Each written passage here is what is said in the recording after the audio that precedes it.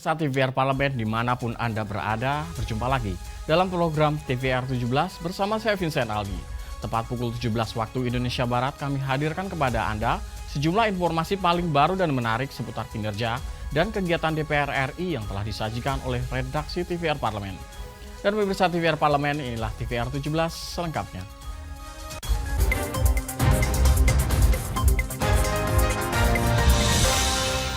Bandara Internasional Kertajati telah beroperasi penuh sejak akhir Oktober 2023 lalu dan anggota Komisi 6 DPR RI meminta koordinasi dan sinergi lintas BUMN secara efektif guna meningkatkan minat masyarakat Jawa Barat memilih rute penerbangan melalui Bandara Internasional Kertajati.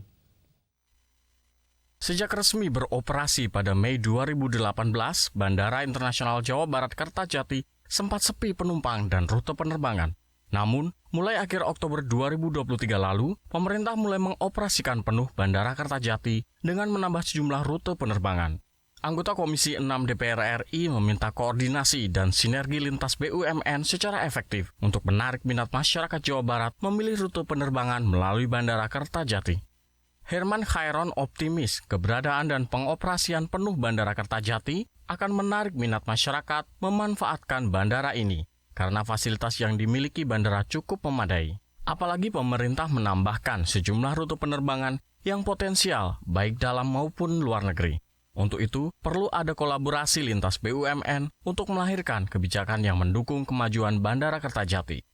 Ini harus dikoordinasikan antar lintas badan usaha milik negara, kemudian dengan para pihak dan antar instansi pemerintah. Oleh karenanya ini menjadi pembahasan penting tadi antara Garuda, kemudian Angkasa Pura, Airnav, dan Bandara Kertajati. Esensinya adalah ini akan diapakan ke depan dengan keterbatasan kunjungan penumpang yang sampai saat ini rata-rata per hari 1.500, meski sudah dibuka rute-rute yang potensial yaitu ke Kalimantan Timur, ke Balikpapan, kemudian ke Bali.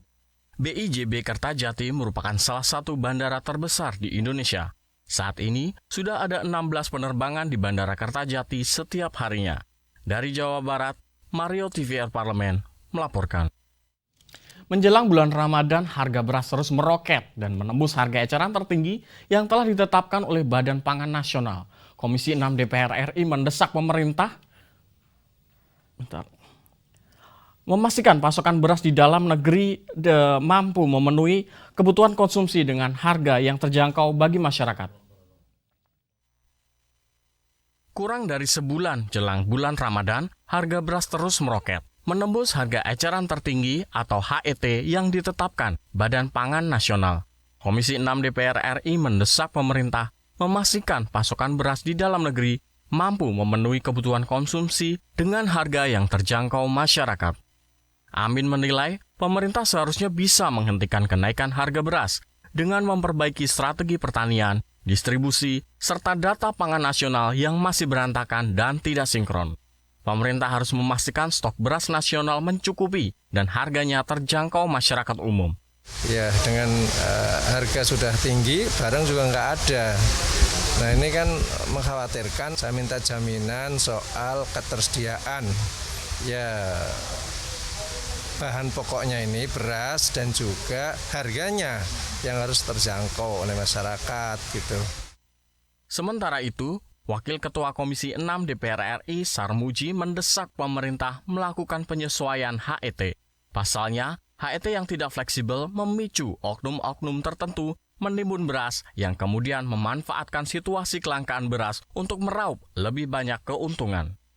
Dengan harga produksi tinggi dipatok dengan harga eceran tertinggi, justru akan menahan harganya, menahan produksinya nanti, atau menyimpan itu rapat-rapat sambil menunggu ada kebijakan baru.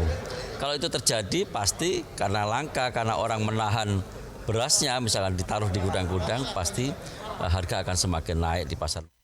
Dari Surabaya, Teresia Butar-Butar, TVR Parlemen melaporkan. Pemerintah berinovasi dalam menurunkan penyebaran demam berdarah di Indonesia dengan menerapkan teknologi nyamuk berwolbachia. Dan Komisi 9 DPR RI juga menegaskan perlu adanya pelibatan masyarakat dan kearifan lokal dalam pelaksanaan teknologi Wolbachia. Salah satu inovasi yang dilakukan pemerintah untuk menurunkan penyebaran DBD di Indonesia adalah menerapkan teknologi nyamuk berwolbachia. Anggota Komisi 9 DPR RI menegaskan perlunya perlibatan masyarakat dan kearifan lokal dalam pelaksanaan teknologi Wolbachia.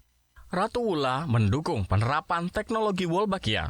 Pemerintah harus lebih masif melakukan sosialisasi dan edukasi kepada masyarakat dengan melibatkan peran tokoh agama dan tokoh masyarakat untuk mencegah penolakan masyarakat dan menangkal informasi bohong soal teknologi Wolbachia. Selain itu, perlu juga memperhatikan kearifan lokal masing-masing wilayah sehingga pesannya tersampaikan dengan baik kepada masyarakat. Sosialisasi seperti yang dibilang sama Bu Putih tadi itu sangat penting ya untuk menyamakan persepsi sehingga kita bisa gerak bersama bergandengan tangan untuk menyelesaikan. Kadang-kadang masyarakat tidak paham terkait teknologi yang ada, ya mungkin terjadi penolakan ataupun tidak maksimal didukung oleh masyarakat ya ketika program teknologi ini diimplementasikan di tengah-tengah masyarakat dengan menggunakan kearifan lokal. Ya, sehingga mudah dipahami, mudah dimengerti oleh masyarakat dengan latar belakang budaya, karakteristik yang berbeda. Mungkin dengan pendekatan kearifan lokal ini sangat mudah diterima ya oleh masyarakat sehingga implementasi program ini tidak terlalu banyak kendala ke depan. Ratu Wula juga mengingatkan perlunya kerjasama lintas sektoral, termasuk pendampingan dari pihak pemerintah dalam mempercepat implementasi teknologi Wolbachia. Pemerintah telah memilih 5 daerah untuk uji coba, yaitu Semarang, Jakarta Barat, Bandung, Kupang, dan Bontang. Mahir Pratama, TVR Parlemen, melaporkan.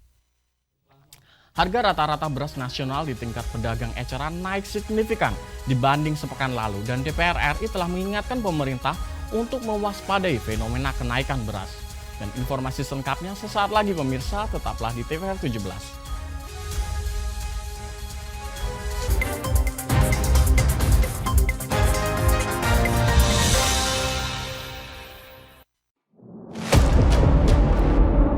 Sini ditambang. Konflik yang terjadi, Sini tidak mengizinkan. masalah yang tersisihkan menjadi kesenjangan sosial.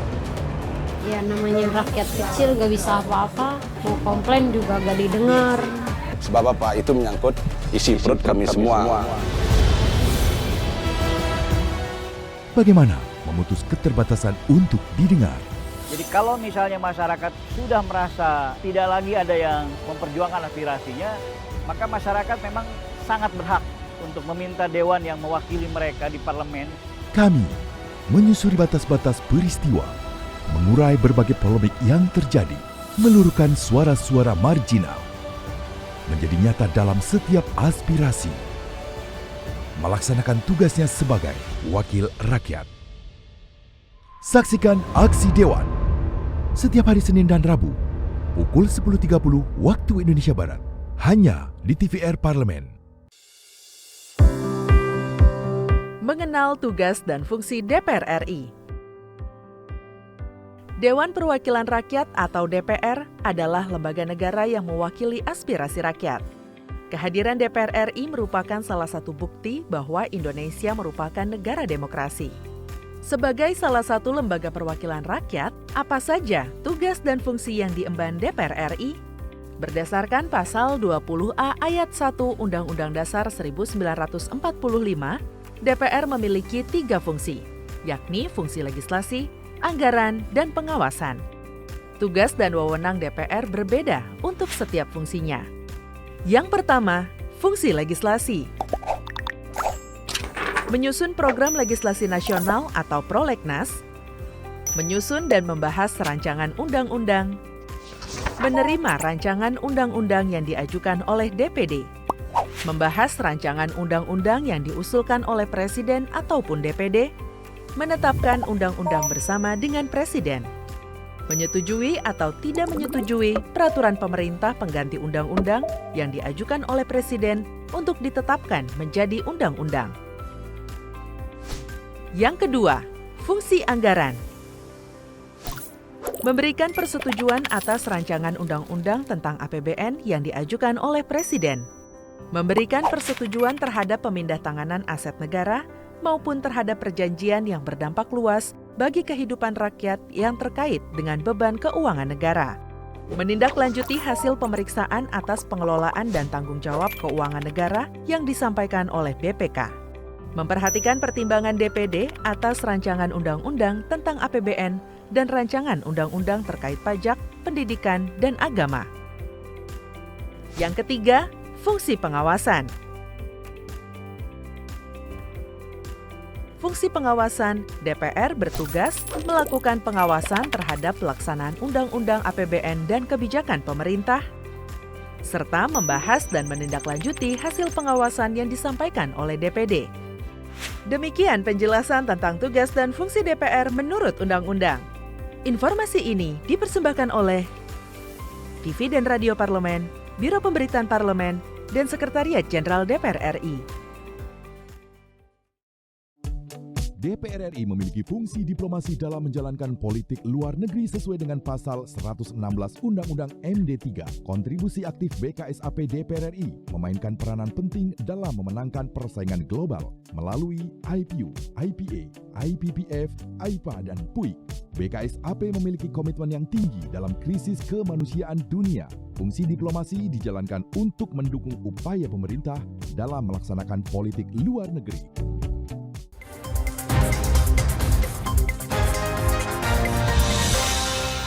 Kembali di TVR 17 pemirsa, saat ini masyarakat menghadapi tekanan yang lebih berat akibat kenaikan sejumlah harga bahan pokok. Salah satunya adalah kenaikan harga beras sepekan terakhir. Dan DPR terus mengingatkan pemerintah untuk melakukan operasi pasar dalam mengatasi harga. Apa saja yang tanggapan DPR RI mengenai kenaikan sejumlah harga bahan pokok ini? Saksikan informasi selengkapnya di segmen editorial parlemen berikut ini.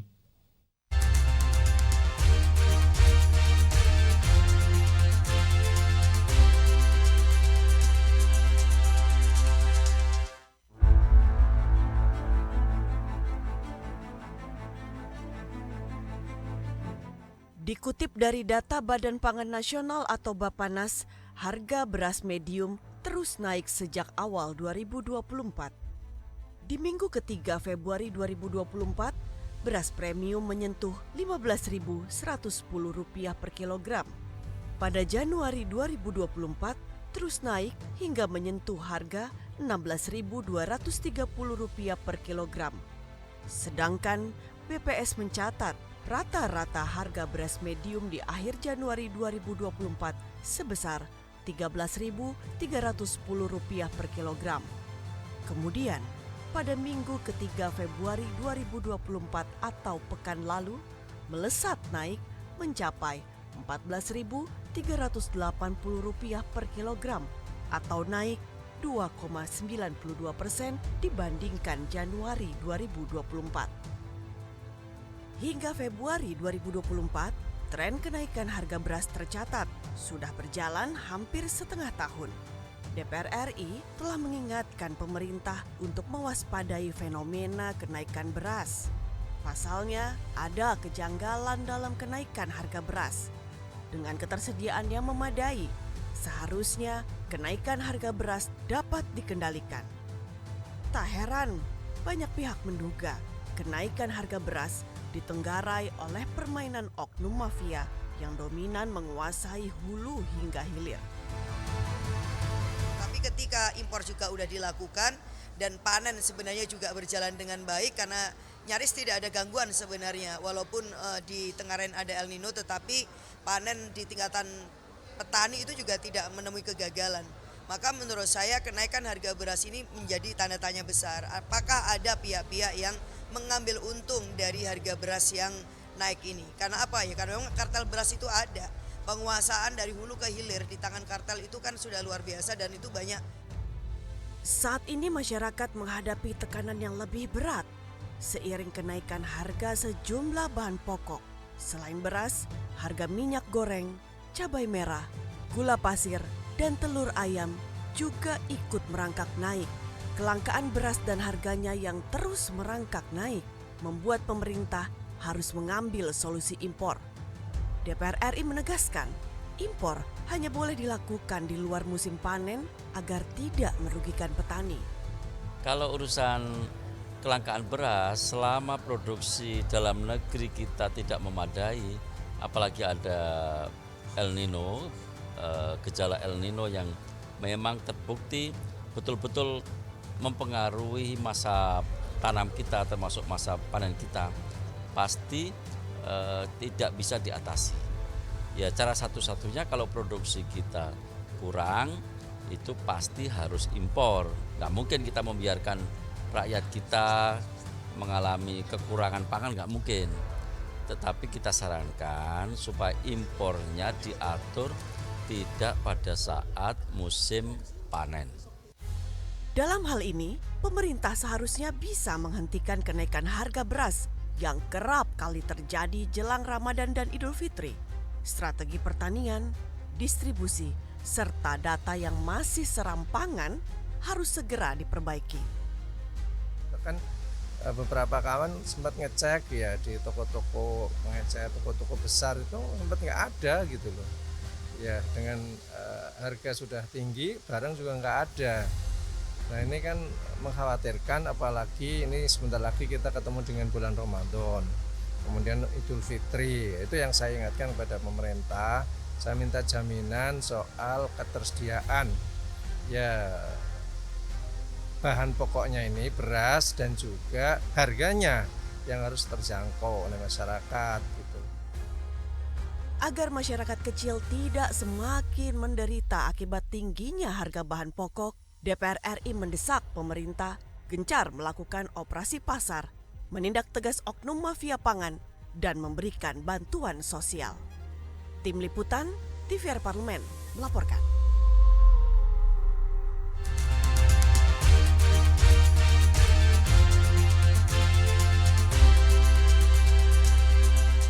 Kurang dari sebulan jelang bulan Ramadan, harga sejumlah bahan pokok merangsak naik. Dan berdasarkan pantauan tim TVR Parlemen di laman resmi Panel Harga Pangan Nasional pada Rabu 21 Februari 2024 pukul 9 pagi waktu Indonesia Barat, harga rata-rata bahan pokok di tingkat nasional mengalami kenaikan. Informasi selengkapnya akan kami hadirkan usai jeda berikut, dan untuk itu tetaplah bersama kami di TVR 17.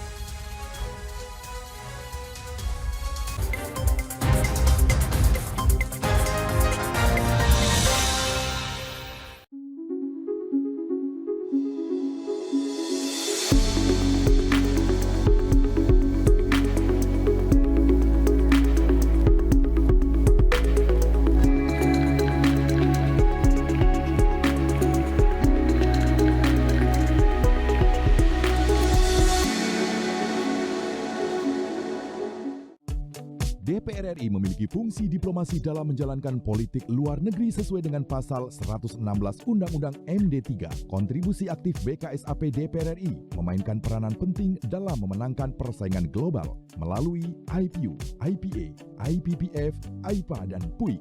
BKSAP memiliki komitmen yang tinggi dalam krisis kemanusiaan dunia. Fungsi diplomasi dijalankan untuk mendukung upaya pemerintah dalam melaksanakan politik luar negeri.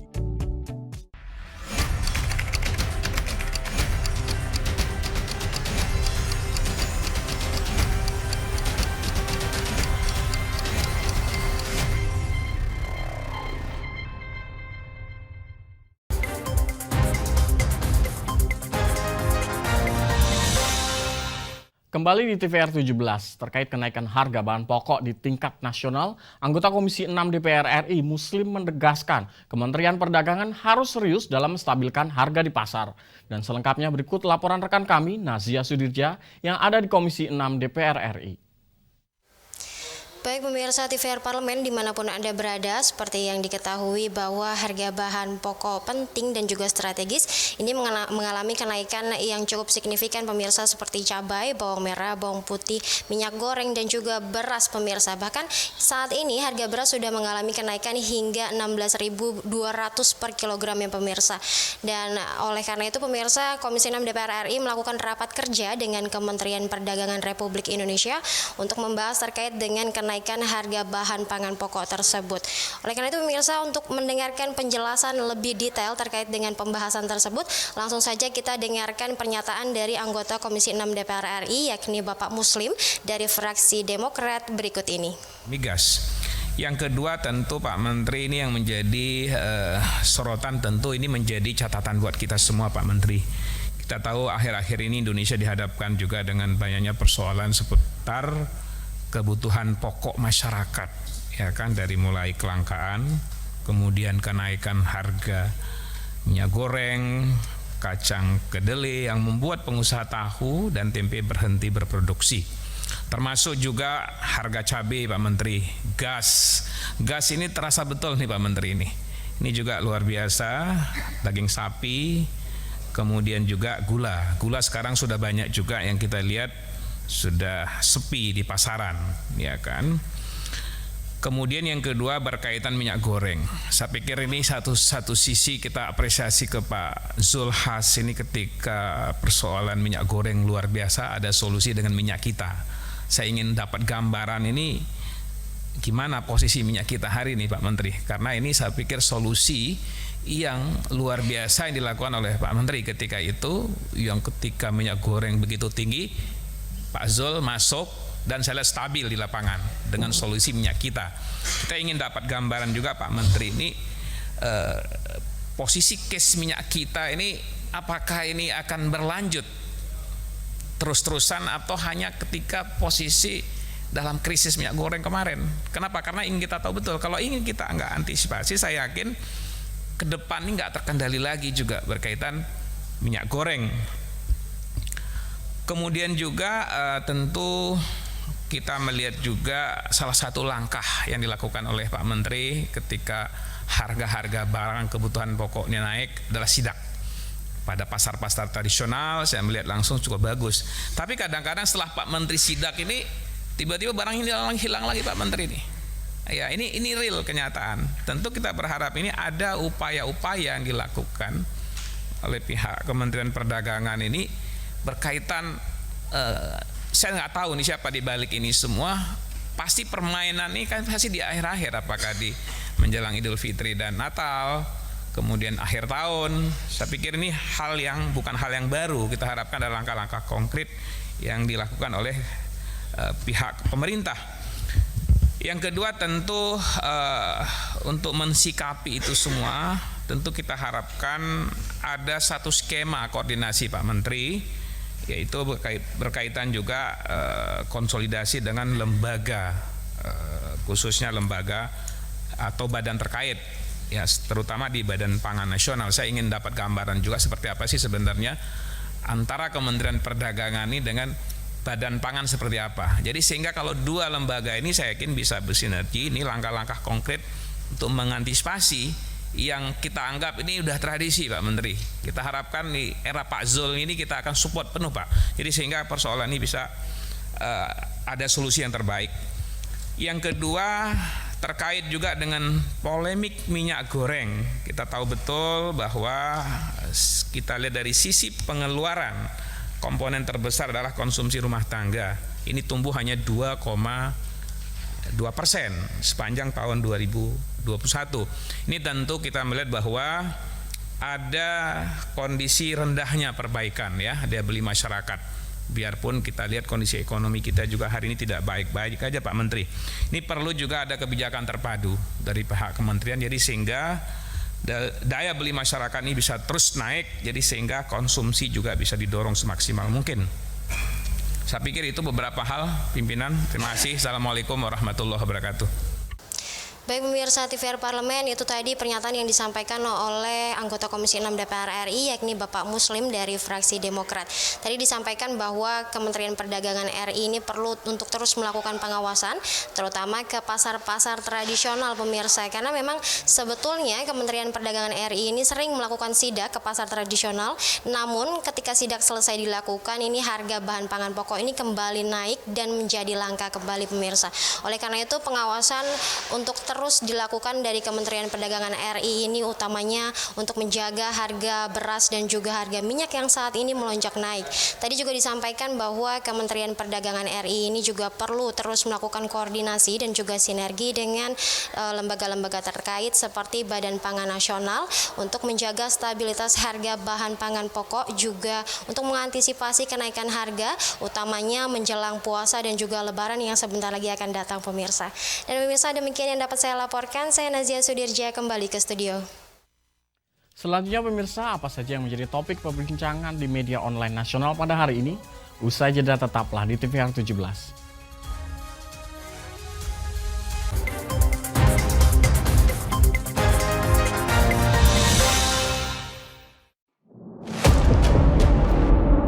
Sini ditambang. Konflik yang terjadi, Sini tidak mengizinkan. masalah yang tersisihkan menjadi kesenjangan sosial. Ya namanya rakyat kecil gak bisa apa-apa, mau komplain juga gak didengar. Sebab apa? Itu menyangkut isi perut kami semua. Bagaimana memutus keterbatasan untuk didengar? Jadi kalau misalnya masyarakat sudah merasa tidak lagi ada yang memperjuangkan aspirasinya, maka masyarakat memang sangat berhak untuk meminta dewan yang mewakili mereka di parlemen. Kami menyusuri batas-batas peristiwa, mengurai berbagai polemik yang terjadi, meluruhkan suara-suara marginal, menjadi nyata dalam setiap aspirasi, melaksanakan tugasnya sebagai wakil rakyat. Saksikan Aksi Dewan setiap hari Senin dan Rabu pukul 10.30 waktu Indonesia Barat, hanya di TVR Parlemen.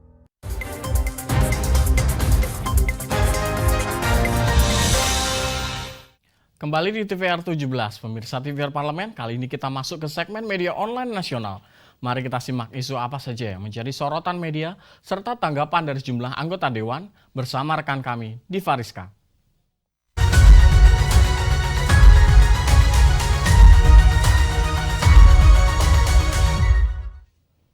Halo, selamat sore pemirsa. Kembali bersama saya di Fariska dalam segmen media nasional. Mari kita simak isu apa saja yang menjadi headline di media online nasional hari ini. Berita pertama yang menjadi headline di media online nasional yaitu Sekjen DPR RI meraih 2 penghargaan KPPN Award 2023. Pemirsa, di sini beberapa media online menyebutkan bahwa dalam rangka komitmen untuk terus meningkatkan kualitas pelayanan, Sekretariat Jenderal DPR RI meraih 2 penghargaan dari kategori yang berbeda dalam ajang KPPN Award 2023. Prestasi ini selalu akan menjadi pecut bagi Sekjen DPR RI untuk selalu berbenah diri terkait pelaksanaan anggaran. Sebagaimana diketahui pemirsa, penghargaan yang diraih adalah peringkat ketiga untuk kategori nilai indikator kinerja pelaksanaan anggaran dengan pagu besar di atas 750 miliar rupiah.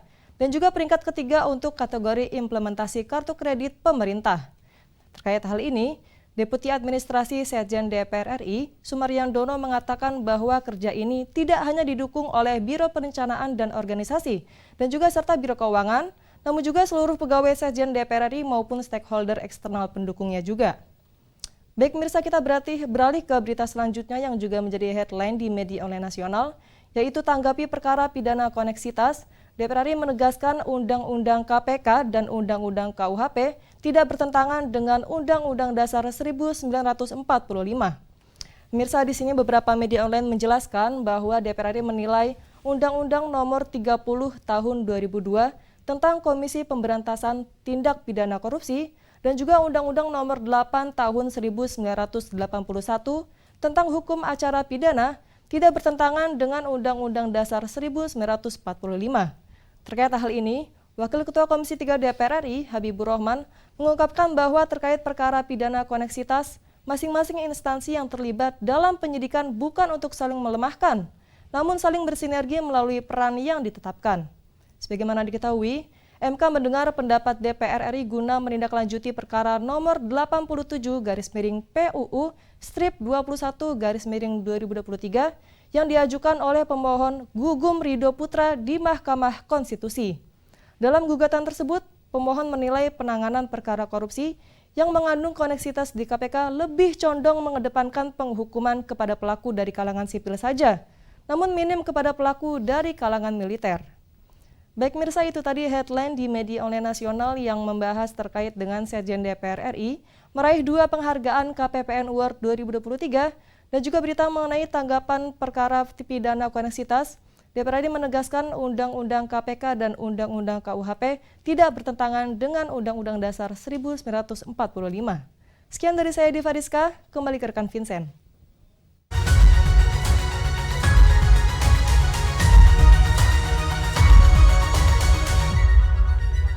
Diva yang telah menyampaikan jumlah update sorotan dari media online nasional pada hari ini.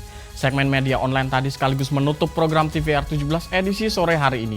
Saya Vincent Aldi beserta seluruh kru TVR Parlemen yang bertugas mengucapkan terima kasih dan pamit undur diri dari hadapan Anda. TVR Parlemen, referensi Indonesia.